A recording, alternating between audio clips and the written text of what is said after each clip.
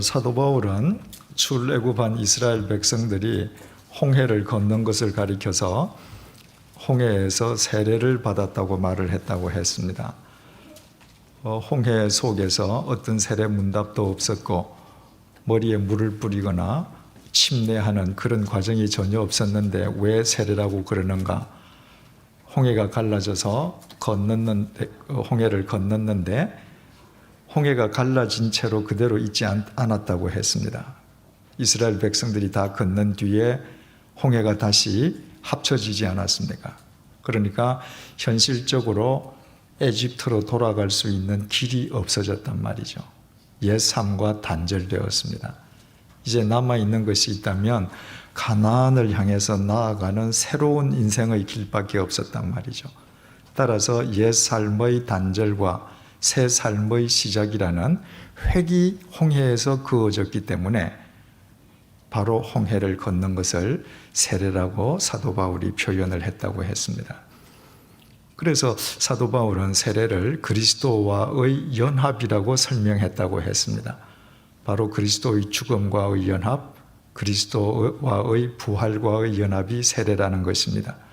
십자가 위에서 돌아가신 예수님의 죽음과 연합해서 우리의 삶이 죽는 것이죠. 옛 사람이 죽는 것이죠. 그러니까 옛 삶, 애굽으로 되돌아갈 수 있는 길은 없어졌습니다. 예수님의 부활과 연합해서 우리가 새로운 생명을 누리는 사람으로 부활한다는 것입니다. 그러니까 옛 삶은 단절되고 그리스도 안에서 새로운 삶만 시작되는 획이 그어지는 것이 세례다.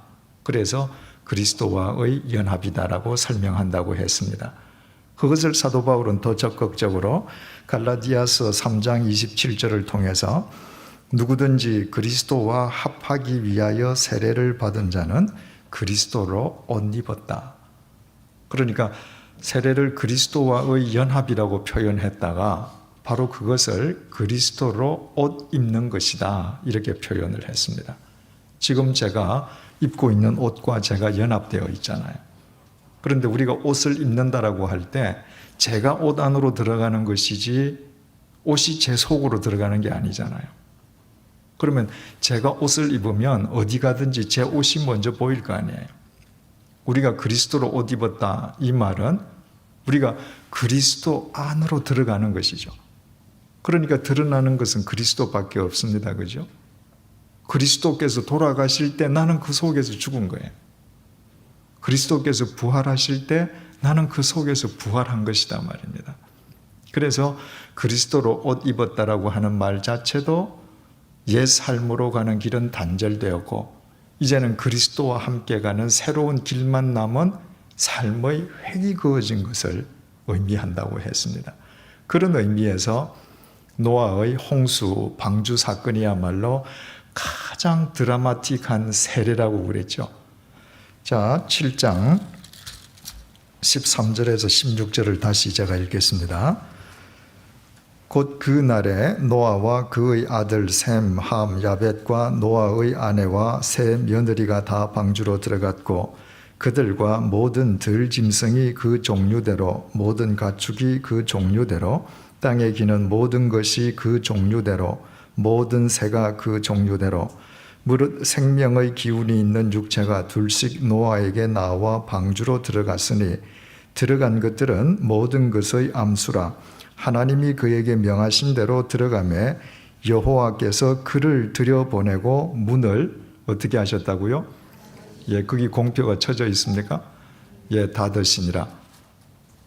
하나님의 명령에 따라서 노아 식구 그리고 모든 짐승들을 이끌어서 노아 식구들이 다 방주로 들어가고 나니까 하나님께서 문을 닫아 걸으셨습니다. 하나님께서 허락하시지 아니하시면 방주 문은 안 열리는 겁니다. 그러니까 이 세상에 속해 있던 옛 삶은 그것으로 단절된 거예요. 홍수 나기 이전의 세상으로 돌아갈 수 있는 길은 이제 노아에게 없어져 버린 겁니다. 17절 홍수가 땅에 40일 동안 계속된지라. 자, 하늘에서 비가 쏟아지기 시작합니다. 물이 많아져 방주가 땅에서 또 올랐고 육지에 서 있던 방주가 물이 점점 차기 시작하니까 방주가 떠올랐습니다. 그런데 이 방주의 특징이 뭐라고 그랬죠? 이 방주에는 닷도 없고 돛도 없다고 그랬습니다. 자체의 동력 장치도 없고 제어 장치도 없습니다. 자동차로 이야기하면 엑셀레이터도 없고 브레이크도 없는 거예요. 그 방주의 방향이나 속도를 노아는 결코 결정할 수 없어요. 하나님께서 인도하시는 대로 내어 맡길 수밖에 없단 말이죠. 그러니까 하나님께서 문을 닫아 걸으셨으므로 옛 삶으로 되돌아갈 수 있는 삶은 단절되었고, 하나님께서 인도하시는 대로 가는 새로운 삶만 남은 회귀 방주였다고 말이에요. 그래서 사도 바울의 세례의 정의를 따른다라고 하면 바로 이 노아의 방주야말로 가장 드라마틱한 세례 사건이었다 하는 사실을 알게 됩니다. 17절, 홍수가 땅에 40일 동안 계속된지라 물이 많아져 방주가 땅에서 또 올랐고, 비가 올수록 하나님을 믿지 않았던 세상 사람들은 이 방주 속에서 휩쓸려 가는데 똑같은 물입니다. 다른 물이 아니에요. 그 물이 믿지 않던 자들에게는 심판의 물인데, 그 물이 많아지면 많아질수록 방주는 점점 더 올라간다. 똑같은 물인데 그리스도와 연합된 자는 하나님께서 존귀하게 하시고, 하나님을 외면한 자는 똑같은 물 속에서 멸절되게 하신다. 이것이 하나님의 구원인 동시에 하나님의 심판인 것이죠. 18절, 물이 더 많아져 땅에 넘침에 방주가 물 위에 떠다녔으며 물이 땅에 더욱 넘침에 천하의 높은 산이 다 잠겼더니 물이 불어서 15규빗이나 오르니 산들이 잠긴지라. 계속 비가 더 쏟아져서 세상에서 제일 높은 산봉우리도 잠기고, 그리고 그보다도 물이 15규빗 더 올라갔다고 했습니다. 6.83m라고 그랬죠. 그러니까 세상에서 가장 높은 자도, 가장 권세가 있는 자도 그들이 다다를 수 있는 최고봉보다 노아는 6.83m 더 위에 있단 말이죠. 6.83m라고 하면 겨우 건물 2층 정도의 높이밖에 안 되지만, 그러나 그 6.83m의 차이는 죽음과 삶의 차이요, 심판과 구원의 차이요, 영원과 유한의 차이요, 이 세상 그 누구도 메꿀 수 없는 차이라고 했습니다. 지난 주일 우리 주일 설교 시간에 하나님의 평가는 상대적인 평가가 아니라 절대적인 평가라고 그랬습니다. 상대적인 평가는 한 사람 혹은 한 팀만 1등할 수 있는데 반해서, 절대적인 평가는 모든 사람들이 동시에 1등할 수도 있다고 그랬죠. 자, 세상의 로마 황제도 다다를 수 없는 6.84m 더 높은 곳에 노아 식구가 있습니다. 그 사람들만 거기에 있을 수 있었다. 이거 상대적인 평가죠. 그러나 세월을 거듭하면서 하나님을 믿는 자들은 다 거기에 이를 수 있다는 거예요. 우리가 세상에서 보잘것없는 자라 할지라도 우리가 그리스도와 연합될 때 하나님께서는 영원이라고 하는 시간과 공간을 초월한 영원 속에서 우리를 그 위에 두신단 말이죠. 우리 모두를 그 위에 두신단 말이죠. 그래서 노아가 들어있는 그 방주야말로 하나님의 절대적인 평가 속에서 우리 모두가 다다를 곳이요, 또한 이 세상에서 누릴 곳이다 하는 사실을 알게 됩니다. 중요한 사실은 그 방주 속에 있는 노아가 이 세상에서 육신이 죽어서 영혼이 하나님에 의해서 그렇게 높아져서 존귀하게 된 게 아니잖아요. 노아 식구들은 아직도 육신을 입고 있는 인간이에요. 그죠? 그러면 천년만년 그 위에서 살 수 없잖아요. 하나님께서는 육신을 입고 있는 당신의 자녀들이 변화산 위에서 있는 것을 원치 아니하십니다. 하나님 아버지께서는 당신의 백성들이 천상을 오가면서 천상에서 논이닥거리는 것을 원치 아니하십니다. 하나님께서는 우리가 육신을 입고 있는 한은 이 땅 위에 두 발을 딛고 이 세상 속에서 당신의 도구로 살아가시기를 원하시는 겁니다. 따라서 하나님께서 심판을 통해서 하나님과 연합된 자가 얼마나 존귀하게 되는지를 노아를 통해서 보여주셨지만, 그 노아가 육신을 입고 있는 한 하나님께서 그를 다시 지상으로 내리게 하셔야 되잖아요. 그래서 오늘 우리가 보고자 하는 창세기 8장은 7장 24절이 이렇게 끝났죠. 물이 150일을 땅에 넘쳤더라. 150일 동안 쏟아진 물들이 땅을 가득 채우고 넘실넘실하고 있습니다. 창세기 8장은 그 물들을 감하시고 땅을 말리는 역사를 보여주시는 내용으로 이루어져 있는 것입니다.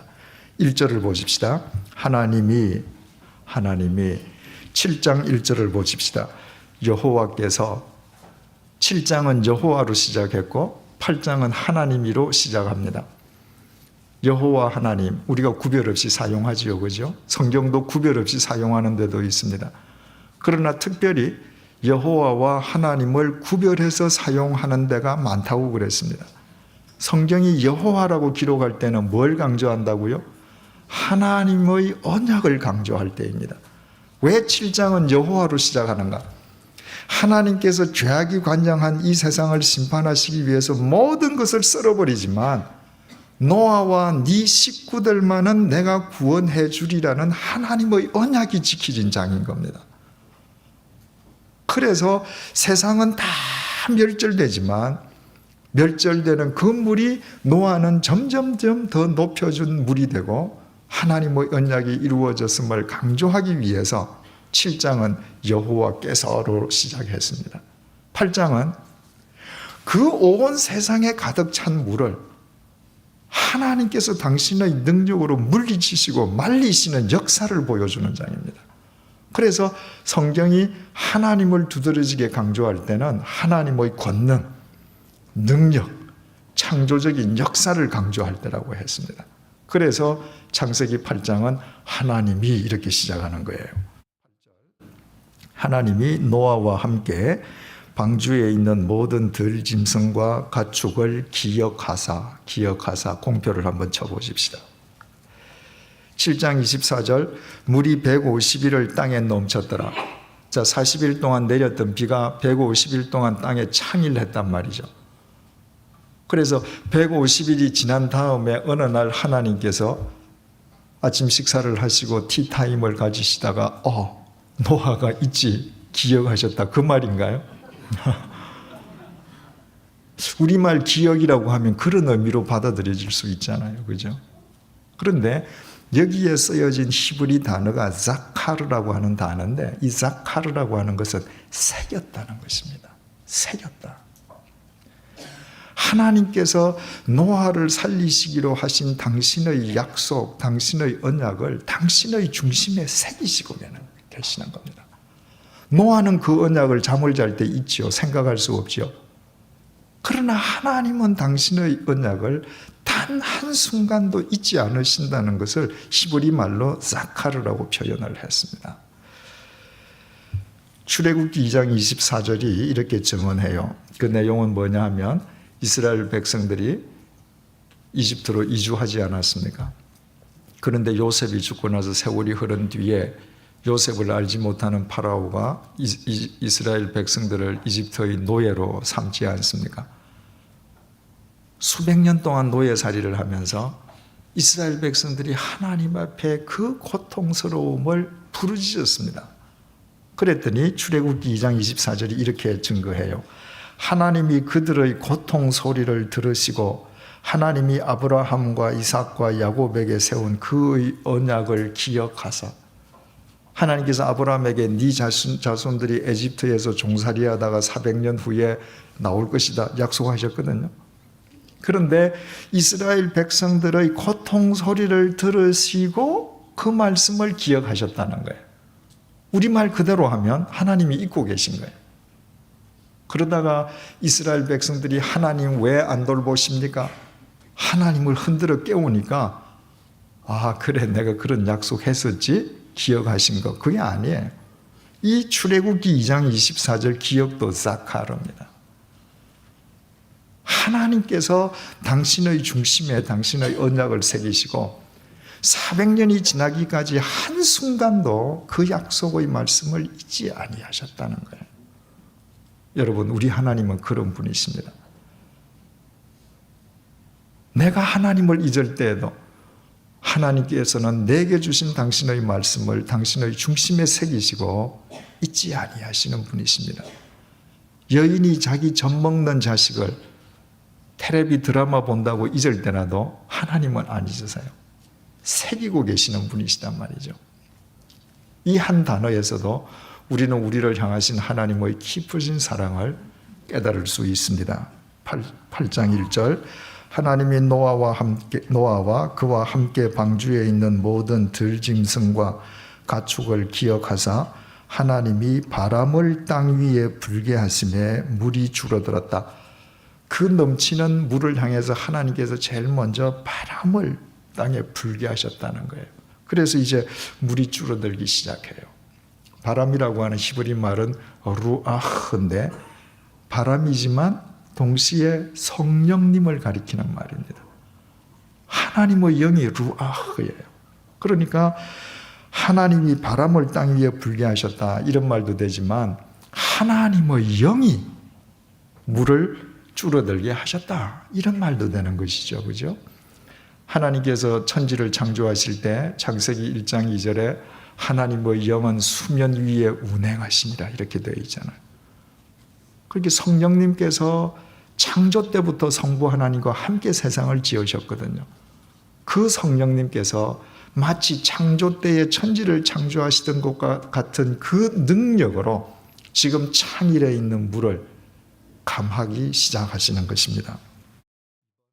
2절 깊음의 샘과 하늘의 창문이 닫히고 하늘에서 비가 그치매 홍수가 시작될 때 깊음의 샘들이 터졌다고 그랬습니다.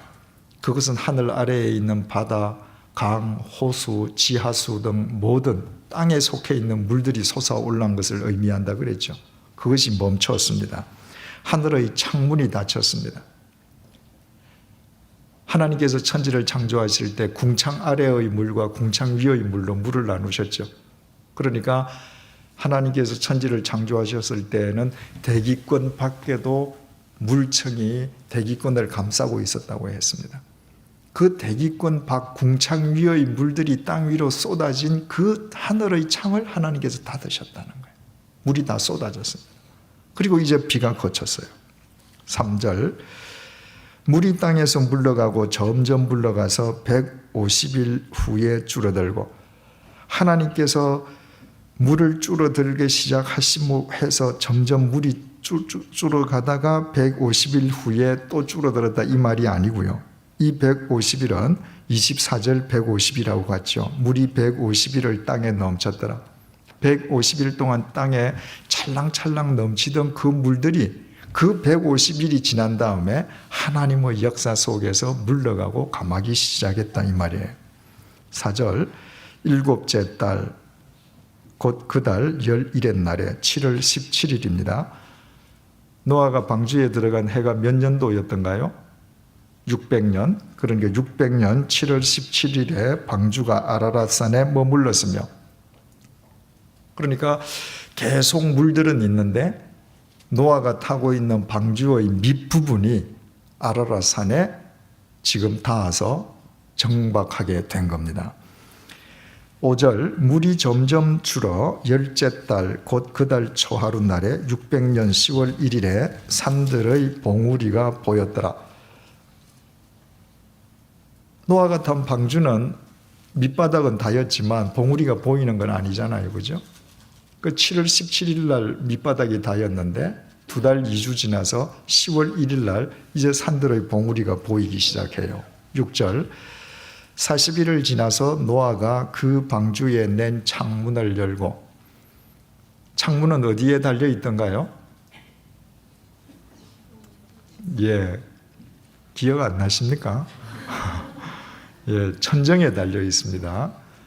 이 노아의 그 방주의 구조상 그러니까 그 천정에 나 있는 이제 창문을 열고 7절 까마귀를 내놓음에 까마귀가 물이 땅에서 마르기까지 날아 왕래하였더라. 그래서 천정에 달려있는 창문을 열고 노아가 까마귀를 날려보내봤습니다. 그랬더니 까마귀가 물이 땅에서 마르기까지 날아 왕래했다. 이 말은 방주를 왔다 갔다 했다는 그 말이 아니고요. 까마귀를 내보냈는데 물이 다 마르기까지 까마귀가 안 왔단 말이에요. 돌아오지를 않았습니다. 까마귀는. 아직까지 물이 다 안 말랐는데 까마귀가 그 물이 차 있는 세상에 가서 안 돌아온단 말이죠. 그러면 뭐 산봉우리에서 두 발을 딛고 쉰다고 하십시다. 결국 뭘 먹겠습니까?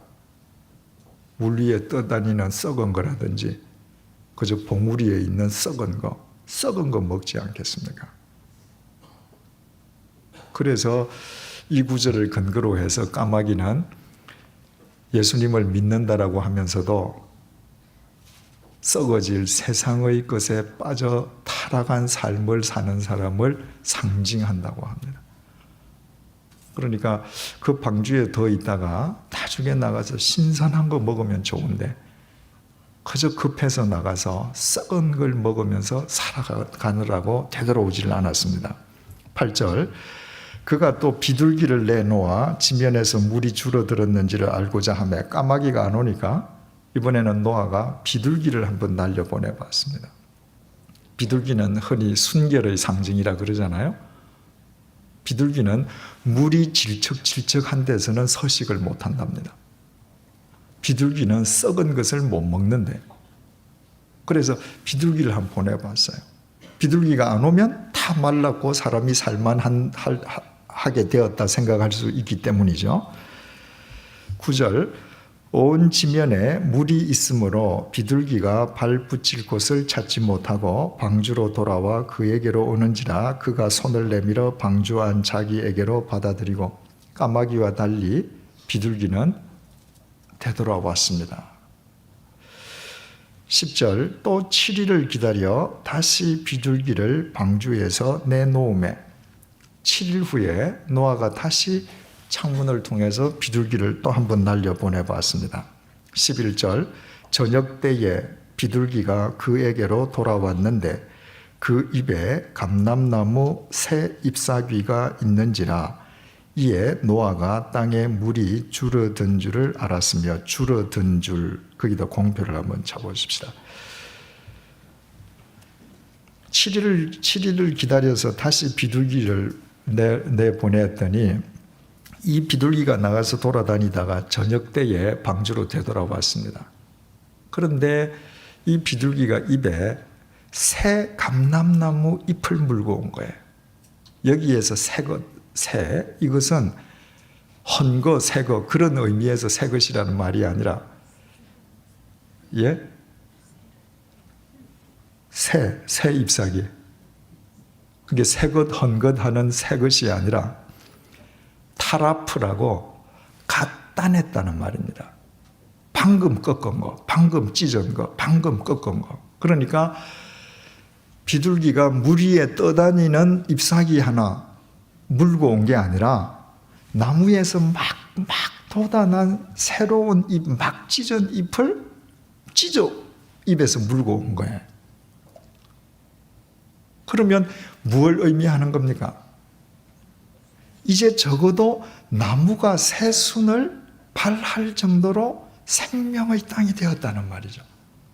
하나님의 심판은 끝나고 하나님의 평화의 세상이 도래하기 시작했음을 그 새 잎, 막 찢어진 새순 잎이 보여주는 거란 말이죠. 그래서 그 세계 평화를 위해서 결성된 유엔의 깃발에 나무 잎사귀가 그려져 있잖아요. 그 잎사귀가 바로 감람나무 잎사귀라고 그래요. 그 평화의 상징이죠. 그게 어디에서 유래하냐? 바로 이 비둘기가 노아의 홍수 뒤에 갓 찢어온 그 잎사귀를 상징한다는 것이죠. 하나님께서 주시는 평화를 우리 함께 누리자 그런 의미라고 합니다. 자, 12절 또 7일을 기다려 비둘기를 내놓음에 다시는 그에게로 돌아오지 아니하였더라. 또 7일을 기다렸다가 노아가 비둘기를 다시 보냈더니 그때는 비둘기가 돌아오지 않았습니다. 말하자면 그때는 이제 비둘기가 땅에서 서식할 만한 조건이 형성된 것을 의미하죠. 자, 여러분 10절에 보니까 또 7일을 기다려 다시 비둘기를 방주에 내놓았잖아요. 그죠? 12절에 또 7일을 기다려서 비둘기를 내놓았잖아요. 7일을 기다렸다가 비둘기가 막 갓 꺾은 갓 찢은 잎을 물고 왔는데 또 7일을 기다렸다가 비둘기를 내놓습니다. 여러분 같으면 어떠실래요? 저 같으면 7일 못 기다리죠. 하루에도 7번씩 보내봐야죠. 그런데 노아는 7일 기다렸다가 또 보내보고 또 7일 기다리고. 여러분, 믿음은 인내잖아요. 그죠? 인내는 느긋함입니다. 느긋한 마음이 없이는 하나님을 신뢰할 수 없습니다. 조급한 마음으로는 일을 걸어차요. 내가 조급하다는 것 자체가 하나님을 안 믿는다는 말입니다. 내가 하나님을 믿는다면 어떤 상황 속에서든 느긋할 수밖에 없지 않습니까? 노아가 바로 그와 같은 참 신앙의 중심을 우리에게 보여주고 있습니다. 잠언서 14장 29절에 마음이 조급한 자는 어리석음을 나타내느니라. 마음이 조급하면 드러나는 게 자기밖에 더 있겠어요? 하나님 앞에서 인간의 어리석음밖에 더 드러나겠느냐 말이죠. 10절 또 7일을 기다렸다고 되어 있잖아요. 12절에 또 7일을 기다려. 우리말은 다 똑같게 번역이 되어 있습니다. 그런데 10절에서 기다린다라고 하는 동사는 히브리 말로 힐입니다. 힐. 이것은 의무적인 기다림이에요. 의무적인 기다림. 12절에서 또 7일을 기다려 이렇게 되어 있죠. 그 기다리다 동사는 야할인데 이것은 소망 속에서 기다리는 겁니다. 의미가 틀려요. 여러분, 믿음은 기다림인데 때로 우리는 터널의 끝이 보이지 않아도 의무적으로도 기다릴 줄 알아야 돼요. 여러분, 내가 인생의 터널을 들어갔는데 끝이 안 보여요. 우리가 제일 절망할 때가 끝이 안 보인다는 거잖아요. 그죠? 끝이 안 보일 때는 어떻게 해야 돼요? 믿음으로 의무적인 기다림을 행할 줄 알아야 돼요. 그냥 그 끝이 안 보이는 터널을 걸어가는 것입니다. 믿음으로 걸어가는 거예요. 그런데 한참 걸어가다 보니까 저 끝에 바늘 구멍만큼 터널 끝이 보여요. 지금 보였습니다. 그때부터는 기다림인데 어떻게 돼요? 소망의 기다림이에요. 우리가 하나님을 믿는데 매일매일 24시간 소망 속에서 기뻐 뛰며 살 수는 없는 거예요. 우리는 현실을 살아가면서 때로 절망을 맛볼 때가 있습니다. 말할 수 없는 시리에 빠질 때가 있습니다. 그럴 때라도 우리가 하나님을 믿는다면 우리는 의무적으로 인내하며 가야 합니다. 그러다가 하나님의 때가 될 때 하나님께서 약속하신 터널의 끝을 보여주실 때 우리는 지쳐 빠질 수 없는 그 마지막 순간에 오히려 힘을 얻고 완주하게 되는 겁니다. 자, 13절 보십시다. 601년 첫째 달 곧 그 달 초하룻날에 땅 위에서 물이 거친지라. 601년 해가 바뀌었습니다. 1월 1일이 됐죠. 땅 위에서 물이 거친지라 노아가 방주 뚜껑을 제치고 본즉 지면에서 물이 거쳤더니 공표 한번 하십시다. 방주 뚜껑이 뭘까요? 바로 천정에 붙어 있는 창문이겠죠. 그죠? 우리는 창문 하면 유리창을 생각하잖아요. 노아 때는 유리창이 없죠. 유리가 없죠. 그죠? 그러니까 위에 있는 그것이 창문을 만들고 뚜껑 형식으로 해서 닫아둬서 비가 올 때는 닫아뒀고 비가 그친 뒤에는 낮에는 열어서 환기를 하고 밤 되면 닫고 이렇게 되겠죠. 그죠? 그래서 601년 1월 1일 그 뚜껑 창문을 제치고 보니까 물이 거쳤어요. 14절 둘째 달 21의 날에 둘째 달 21의 날이면 몇 월 며칠입니까? 2월 27일 날에 땅이 말랐더라 공표 한번 해보십시다. 그러면 11절에 어디에 공표가 되어 있습니까? 줄어들었다 공표. 13절에는요 거쳤다 공표 연결하십시다. 14절 어디에 공표가 되어 있습니까? 말랐다. 자 연결하십시다. 하나님께서 성령님으로 바람을 부시고 물을 줄어들게 하셨는데 그 물이 점점 줄어들다가 물이 거치고 그 다음에는 아예 모든 땅이 말랐습니다. 여러분, 우리가 보이지 않는, 끝이 보이지 않는 인생의 터널을 걸어갈 때 우리가 어떻게 의무적인 인내함 속에서 그 터널을 묵묵히 걸어갈 수 있는가? 내 눈에는 안 보이지만 이 인생 터널 밖에서 일어나는 일이 정확하게 안 보이지만 하나님께서 가득 찬 물을 물리치시고 거두시고 마르게 하시는 나를 위한 하나님의 역사가 이 시간도 계속된다는 것을 믿기 때문에 걸어갈 수 있는 것입니다. 노아는 방주 속에 있잖아요. 그죠? 그런데도 하나님께서는 그 방주 밖에서 치밀하게 노아를 위해서 물을 줄어들게 하시고 거두어내시고 마르게 하신다. 여러분, 그분이 우리 하나님이십니다.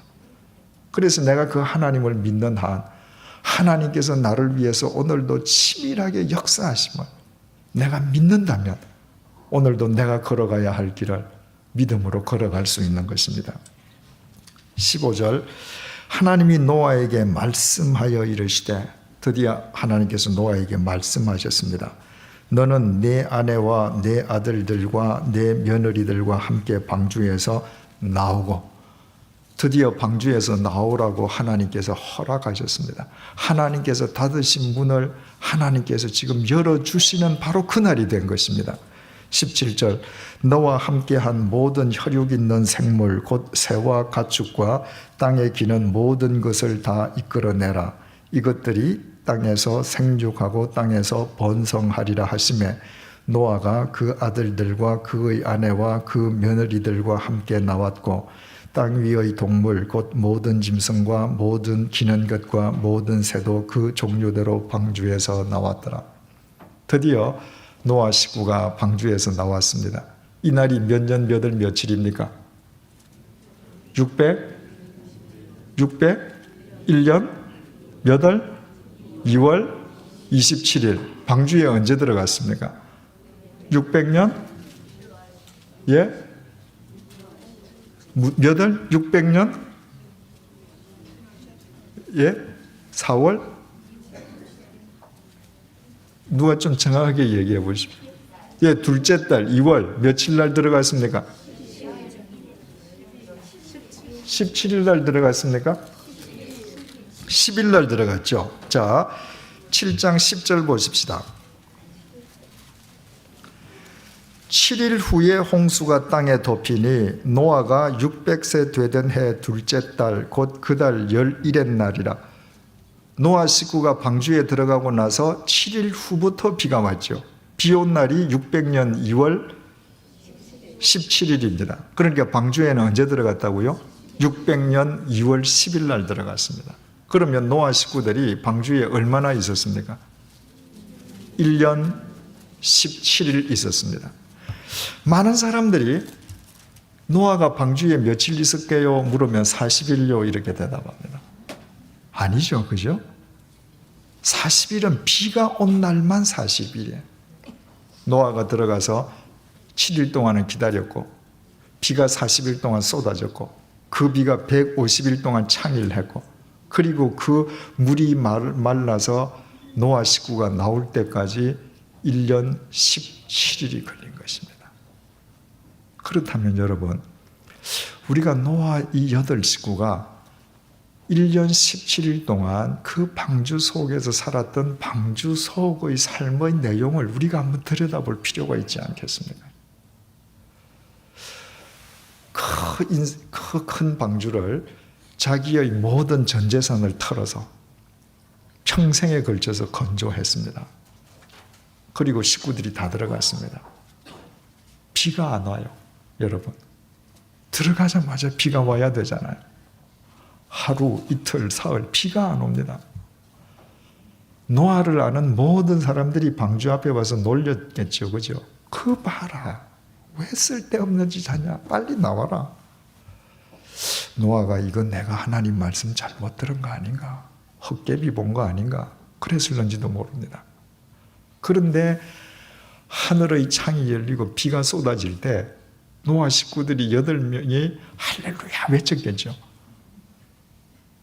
그 비가 쏟아져서 사람들이 방주 문 좀 열어달라고 방주에 와서 두드리고 죽어가는 것을 알 때 얼마나 하나님 앞에 감격하며 찬양을 드렸겠어요. 비가 그쳤습니다. 벌써 47일이 지났습니다. 한 달, 2달 지났는데도 언제 나갈지 기미가 안 보여요. 여러분, 죽을 병에 걸린 사람이 용한 의사를 만났습니다. 그 수술을 해요. 그래서 수술을 하게 되었다는 거, 내가 지금이라도 하루라도 빨리 이 병 덩어리를 발견했다는 거 감사하겠죠, 그죠? 수술을 잘 했습니다. 그런데 퇴원시켜 주지 않고 1년 동안 병원에서 요양해야 된다. 한 달, 2달 지나면 이제 그 다음부터 불평의 원망이 다 나오겠죠, 그죠? 노아 식구도 그럴 수밖에 없는 상황 아니에요? 방주라는 게. 그 방주 속에서 노아 식구가 당했어야만 했을 고역, 고통을 한번 생각해 보십시다. 여러분, 매일 똑같은 음식을 먹는 고통이 얼마나 큰지 아세요? 출애굽한 이스라엘 백성들은 말이죠, 매일 하나님께서 하늘에서 만나와 메추라기 내려주셨잖아요. 그거 지겨워서 못 먹겠다는 거예요. 이집트에서 살 때 고장 노예인데 1년에 고깃국 몇 번 먹었겠습니까? 고깃국을 주면 고기가 몇 점 들어있었겠어요? 파라오 생일날 그저 고기 목욕한 물 한 번 떠줬을는지 모릅니다. 그런데 이스라엘 백성들이 뭐라고 그래요? 에집트에서 먹던 고깃국 생각난다, 이건 못 먹겠다 이랬거든요. 여러분, 요즘은 뭐 수제비가 별식이라서 수제비 전문적으로 하는 식당도 있습니다. 그런데 아예 수제비를 안 먹는 분들이 계세요. 밀가루 음식을 전혀 싫어하는 분들이 한 부류일 수 있고요. 다른 분들은 어릴 때 가난해서 매일 수제비 먹던 분들은 절대 안 드십니다. 그때의 그 고역이 생각나는 겁니다. 여러분, 지금 노아의 방주 속에서 노아 식구가 먹을 수 있는, 그때는 아직 육식을 하라고 하실 때가 아니었잖아요. 다 채식할 때입니다. 그리고 1년 동안 먹을 그 식물들을 다 하나님께서 미리 준비하라고 하셨잖아요. 그때 무슨 냉장고가 있습니까? 김치 냉장고가 있습니까? 아무리 채소 갖다 넣어봐야 그거 다 말라 비틀어진 거 아니에요? 소가 마른 짚을 먹듯이 매일 마른 채소 씹어 먹어야 되지 않습니까? 1년 17일 동안 그렇게 살았습니다. 여러분, 아무리 식구라도 매일 똑같은 얼굴 보고 아침 저녁으로 사는 고통 아십니까? 다 아시는 것 같아요, 웃으시는 거 보니까. 소설가 가운데에는 다른 직업이 없이 전업 소설가들이 계십니다. 그런데 그 전업 소설가들 중에서 집 밖에 당신의 사무실 작업실을 갖고 계시는 분들도 계셔요. 그런데 어떤 전업 소설가들은 아침 먹고 자기 집에서 소설만 쓰시는, 글만 쓰시는 분이 있습니다. 그런 분들의 아내의 공통적인 소원이 뭔지 압니까? 우리 남편 아침에 출근 좀 했으면 좋겠다는 거예요. 그래도 나갈 때 나가고 들어올 때 들어와야 서로 웃고 반갑지, 아침 저녁으로 매일 앉아있다. 고통스러운 거예요. 8식구가 지금 그렇잖아요. 여러분, 1년 17개월 동안 제한된 공간 속에서 살아야 된다. 이거 고문 아닙니까? 그 방주 속이 길이가 축구장보다 더 길다고 해도 거기 짐승 다 들어있고 한데 거기에서 무슨 자유롭게 행동이 되겠습니까? 여러분, 그 방주 속의 짐승이나 새들이 성인 군자입니까? 다 가부좌 틀고 다 이러고 가만히 있습니까? 아니잖아요. 개 한 마리 짖으면 온 짐승 다 짖을 거고요. 새 한 마리가 떠들면 다 떠들 거 아닙니까? 여러분, 우리가 뭐에 이렇게 집중하다가 집중하면 안 들리는 소리라도 그저 시계 초침이라도 소음이다라고 생각하는 순간부터 거슬리잖아요. 시계 소리를 크다고 여기는 순간부터 밤에 잠 못 잡니다. 여러분, 그 짐승 소리가 하루 이틀 귀엽지 매일 짖어보십시오. 참 입장 곤란하겠죠, 그죠? 그 짐승하고 새들이 1년 17일 동안 다 금식했죠? 아니잖아요. 하나님께서 너 저 짐승들, 새들도 양식을 다 니네들이 준비하라 하셨거든요. 그럼 걔들이 다 셀프 서비스 하겠습니까? 아니죠. 8식구가 다 챙겨줘야 됩니다. 매일. 그보다 더 중노동이 어디에 있습니까? 1, 2, 3층을 다니면서. 유대인의 전성에 이런 전성이 있습니다. 노아가 1년 17일 동안 방주에서 매일 짐승에게 밥을 주는데, 먹이를 주는데, 하루는 다른 짐승을 먼저 챙긴다고 노아가 사자한테 밥을 늦게 준 겁니다. 그랬더니 사자가 앞발로 노아를 쳤다는 거예요. 그래서 그 이후로 노아는 죽을 때까지 불구자로 살았다. 이건 유대인의 전성입니다. 유대인들은 그렇게 믿고 있어요. 이런 일이 없을 수 있겠습니까? 있을 수 있죠. 그렇게 8식구가 애써서 다 먹여주는데 그 짐승과 새들이 용변은 안 봅니까? 개들이 화장실 찾아다닙니까? 아니잖아요. 그 오물의 역겨운 냄새, 그 오물을 치워야 되는 고통. 여러분, 절대로 방주는 지상낙원이 아니었습니다. 세상보다도 더 치열하고 고통스러운 삶의 현장에 웬만한 사람 같으면 정신병에 들릴 수밖에 없는 혼돈과 혼란과 고욕의 소용돌이입니다. 거기에 1년 17일 동안을 살아간 것입니다. 그런데 8식구들 중에 누구 한 사람도 정신병자가 되어서 안 나왔습니다. 다 멀쩡하게 나왔습니다. 그게 어떻게 가능하냐는 거예요.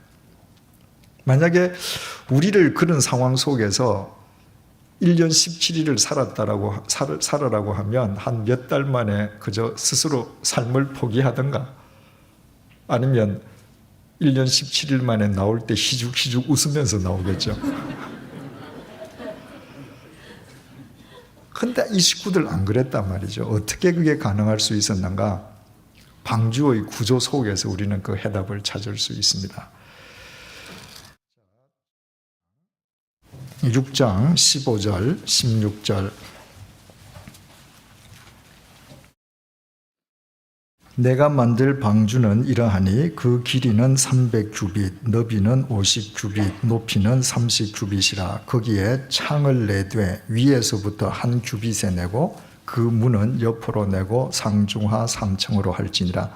사람과 짐승이 들어가는 문, 도어는 옆에 있습니다. 그죠?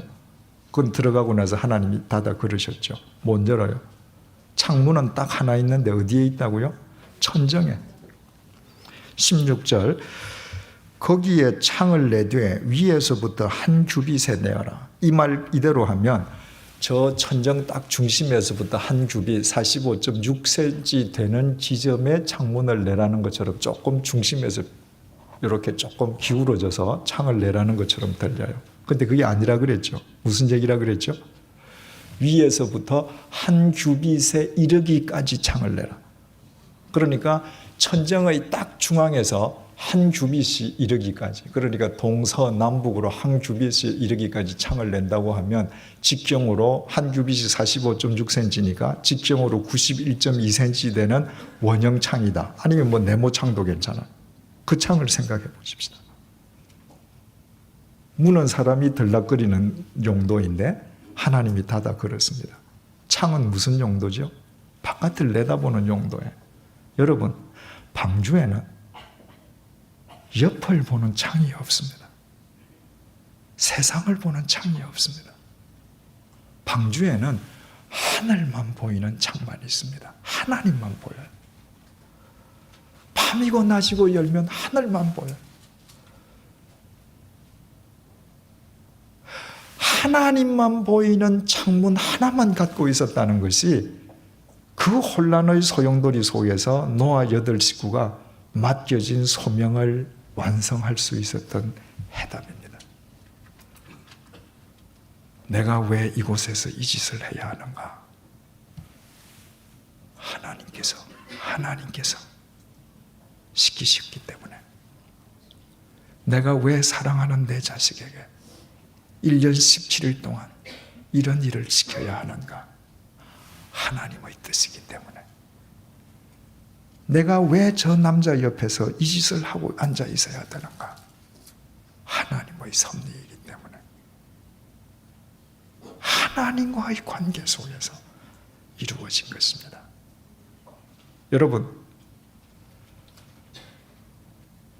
오늘날 우리 시대에 우리의 가정, 우리 자신들이 방주로 살아갈 수 있는 유일한 길은 우리 영혼의 천정에 하나님을 향한 창을 뚫는 것입니다. 그분을 바라보면 모든 해답은 그분 속에 있습니다. 그분을 바라보기 때문에 우리는 실과 야할, 의무적인 기다림도, 소망의 기다림도 가능합니다. 그 창이 있음으로 해서 하나님께서 우리에게 주신 소명이 무엇이든 우리는 그 소명에 우리를 맡길 수 있는 것입니다.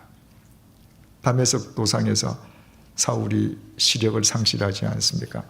금식 기도하다가 아나니아가 와서 안수했죠. 비늘들이 벗겨지면서 다시 보게 되었는데 다시보다는 헬라어 단어가 아나블레포라고 그랬습니다. 그것은 다시 본다는 뜻도 되지만 위를 본다는 뜻이기도 했습니다. 그 이전까지 사울은 세상만 보던 사람이에요. 그러나 비늘들이 벗겨지고 난 다음에 비로소 영혼의 창이 뚫렸습니다. 하나님과의 관계가 형성되었습니다. 그리고 그는 사도 바울로서의 삶을 삽니다. 여러분, 사도행전 20장을 보면 나중에 사도 바울이 된 사도 바울이 드로아에서 죽은 유두고를 살리고 이제 밀레도로 갑니다. 그러니까 3차 선교 여행을 끝내면서 이제 내가 로마에 가서 죽어야 되겠구나. 내 생명을 마지막 던질 때가 로마구나. 그래서 밀레도에 에베소 장로들을 불러서 유언을 남기지 않습니까? 그런데 드로아를 떠나서 밀레도를 가는데 드로아에서부터 아소까지는 걸어갔다고 되어 있습니다. 자기 일행을 다 배 타고 너희들 먼저 가라 그랬습니다. 자기 혼자만 걸어갔습니다. 왜 그런 내용이 성경에 기록되어 있을까요? 그 의미가 뭘까요? 인생의 마지막 종반전을 맞으면서 하나님과 뚫려져 있는 영혼의 창을 통해서 하나님과의 관계를 재정립하는 시간인 겁니다.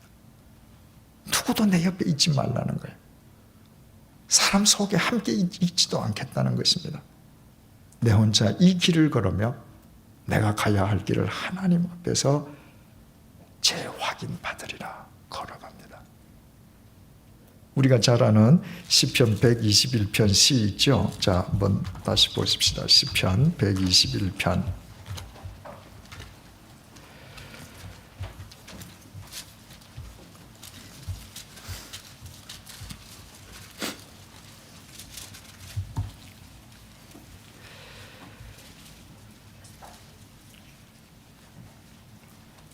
내가 산을 향하여 눈을 들리라. 나의 도움이 어디서 올까?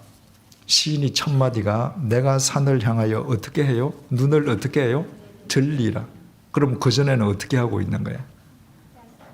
예, 눈을 내려 깔고 있습니다. 세상만 보는 거예요. 시인의 첫 마디가 내가 눈을 들리라. 들리라. 뭐가 보였는가? 2절. 나의 도움은 천지를 지으신 여호와에게서로다. 눈을 뜨는 순간에 천지를 지으신 하나님과의 관계가 형성이 되었습니다. 3절 4절. 여호와께서 너를 실족하지 아니하게 하시며 너를 지키시는 이가 졸지 아니하시리로다. 이스라엘을 지키시는 이는 졸지도 아니하시고 주무시지도 아니하시리로다. 눈을 들어서 하나님을 보고 나니 그래, 하나님 나를 지키시는 그분은 졸지 않는 분이시요, 내가 잠잘 때에도 그분은 주무시지 않는 분이에요. 깨달아집니다. 절로. 5절 6절. 여호와는 너를 지키시는 이시라. 여호와께서 내 오른쪽에서 내 그늘이 되시나니 낮의 해가 너를 상하게 하지 아니하며 밤의 달도 너를 해치지 아니하리로다.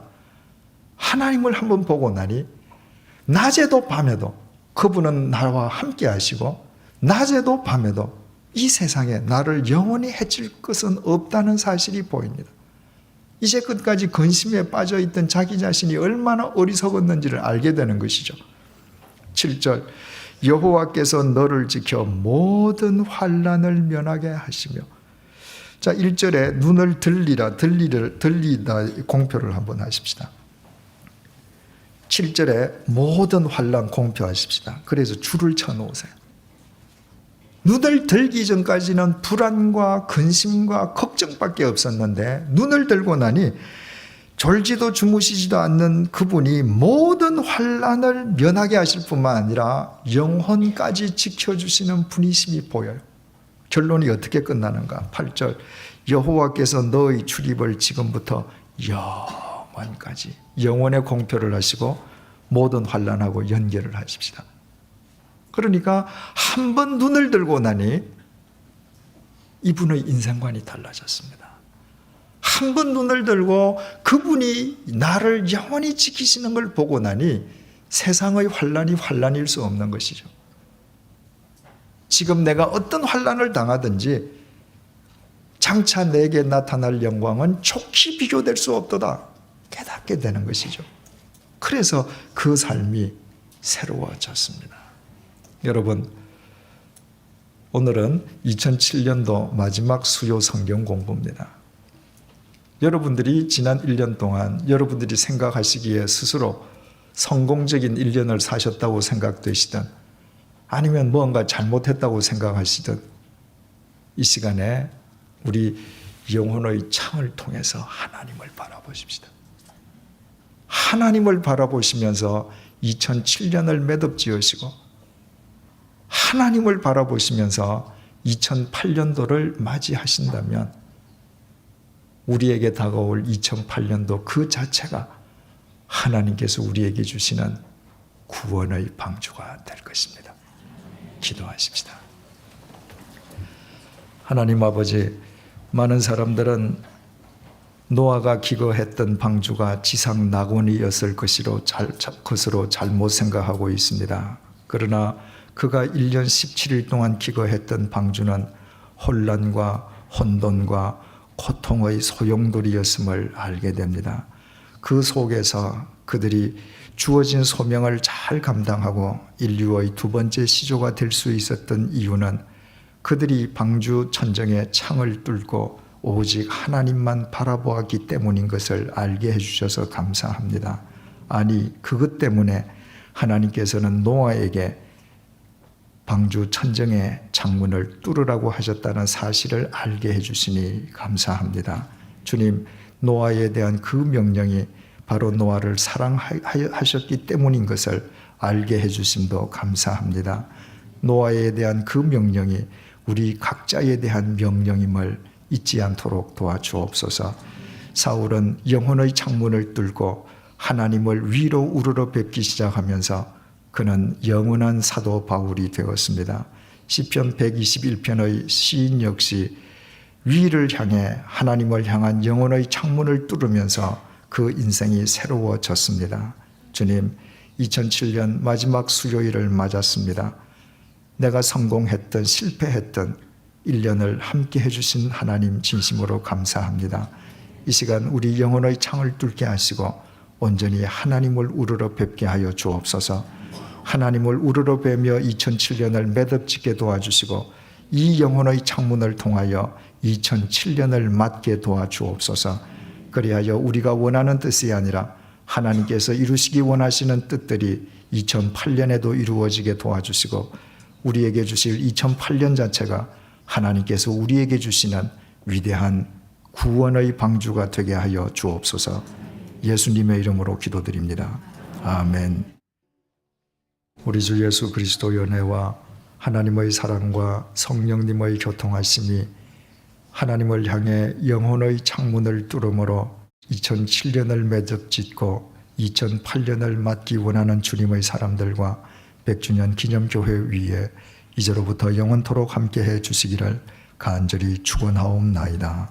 아멘.